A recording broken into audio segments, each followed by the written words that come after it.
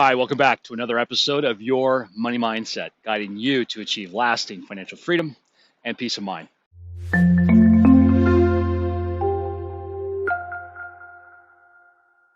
Just another beautiful day here in the wilderness of Northern California, just about ready to get on my trail run.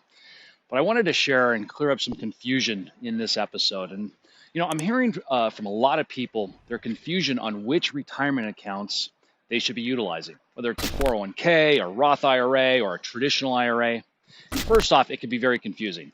And the different types, the different rules, income limitations, withdrawal requirements, taxation, and a host of other variables. And this is a big topic, and I did want to address some of the most common questions I routinely get. And the big one is, should I contribute to my 401k plan or a Roth IRA or a traditional IRA? Which one? Well, I will say regardless on what you end up doing, it's super important that you consult a tax advisor, an accountant, or your financial advisor. Every situation is different, so it's impossible for me to make a blanket statement that applies to everybody. But hopefully, I can clear up some confusion and give you some clear guidance you can use now. So, on the 401k front, a lot of people love to trash the 401k. I certainly don't. Now look, the 401k is not the be-all end-all, and it was never designed to be your sole retirement plan. But as times have changed, the 401k has now become the sole retirement fund for most people's retirement. The 401k was meant to supplement a pension plan.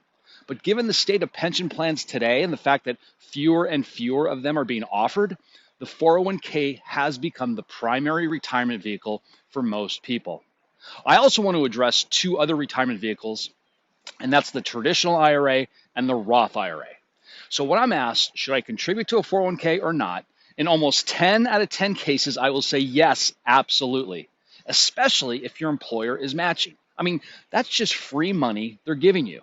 And right now for 2021, the maximum contribution limit for an employee is $19,500 per year. And if you're over 50, you can do what they call a catch-up contribution and contribute an additional $6,500, bringing the total to $26,000 per year.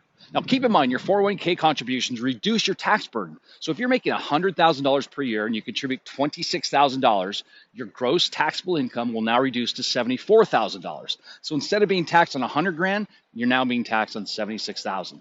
So there is a nice tax benefit to contributing as much as you can to your 401k. And like any other retirement plan, your money grows tax-free. But the big argument or attack on the 401k plan is that when you ultimately do start taking money out of your plan, you will be taxed. And that's because you got the tax benefit up front, but in the end, that's when you'll be taxed. And that's true. But the counter argument is that most people will be at a lower tax bracket when they do retire because they no longer have their salary. Now, a lot of people will ask about the Roth IRA, and I love the Roth IRA. But the problem is you can only contribute $6,000 per year or $7,000 if you're over 50. So that's not a lot going into your future retirement. But the reason I love the Roth is that although you are not getting the tax benefit up front, when you ultimately do pull the money out down the road, many years from now, you are not taxed. And there's no requirement to pull the money out at all. Whereas the 401k and the traditional IRA, by the time you reach 70 and a half, you are required to take distributions from those accounts. So the Roth is nice because although you're not getting the tax benefit when it's this big, you're not taxed 20, 30 years from now when it's this big. You follow me here? One thing I should note is that there are income limits to contribute to a Roth IRA. If you're single, the income range is between $125,000 and $140,000 per year in income. And if you're married, filing jointly, that income range is $198,000 to $208,000. But there is a backdoor way around this.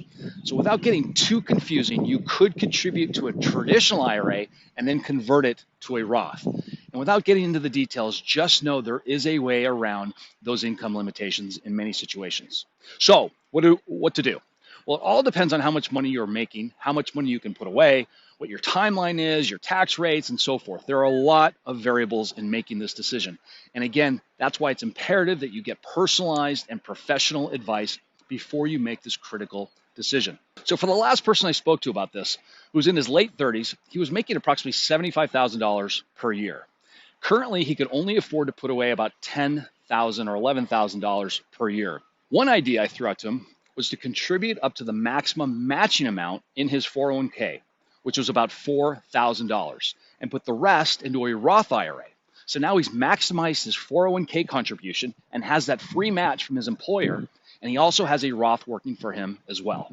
I also suggested to him, in addition to what I always say to people, you've heard this before, the ultimate goal is to put away 20% of your income every year, set up a budget, stick to it, and get his financial life in order, as you've all heard me say over and over again. But I also suggested that once he fills up that first 401k amount, then he fills up the Roth amount, any additional retirement money that he can put away should go back into his 401k plan. Because in a perfect world, you want to maximize the contributions in all of these accounts. And here's why. Using the example I mentioned earlier, where he was looking to contribute $10,000 per year at an average rate of, say, 7% growth on that money.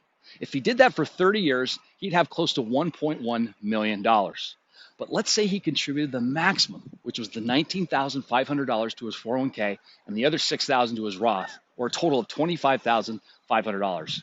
For 30 years at a 7% rate of return, he's now looking at almost $2.8 million, a massive difference. Here's the key for most people. The biggest factor in the size of your retirement balance at retirement is not your rate of return. It's the amount you put away annually. One quick note on the traditional IRA, which isn't a bad retirement vehicle at all. It works much the same as a 401k and has the same contribution limits as the Roth IRA. But I would use the traditional IRA if I didn't have access to a 401k or you're in such a high tax bracket that you need the additional tax savings. Again, something to discuss with your CPA and or your financial advisor. Oh, and regardless of what you do, it's super important that you make sure this money is invested. I've seen so many instances where people are contributing to these plans, these 401ks and IRAs, but they're not putting the money to work. It's just sitting in a money market account earning next to nothing. And that's a travesty when you've considered you've missed out on so much growth in the markets. So in my next episode, I want to talk about converting your retirement accounts into a Roth account. And I know it's starting to sound a little like mental gymnastics, but it's not that complicated. And hopefully I'll be able to walk you through why that may make sense, especially today, given our current economic environment. With taxes only going one way, which is up, and that's for everyone, by the way. Don't believe this myth, this nonsense, that it's only the rich that are going to be paying more in taxes. Everyone will be paying more in taxes. That's why it may make sense to convert your retirement assets to a Roth now, pay the taxes where the current rates are now, so that down the road, when taxes are much higher, you're not taxed at those higher rates when you start pulling the money out from your Roth IRA. That's just a little teaser for my next episode. More details on that to come. So with that, I hope that was helpful, and I hope that gave you some insight. If anything, I just hope that spurs you to take some action in your retirement planning for the future. I've got a ton of free resources on my website that you can download immediately and use them to start your journey to financial freedom and peace of mind right now. I'm also super excited to announce my online financial transformation course that really has the power and the ability to transform not only your financial life, but your entire life all together. Click the link below to learn more about it. It really is a game changer. With that, don't forget to ring that bell below, hit the subscribe button, and I'd love to hear from you. So put a comment in there. We'll see you next time. Upward and onward. Take care.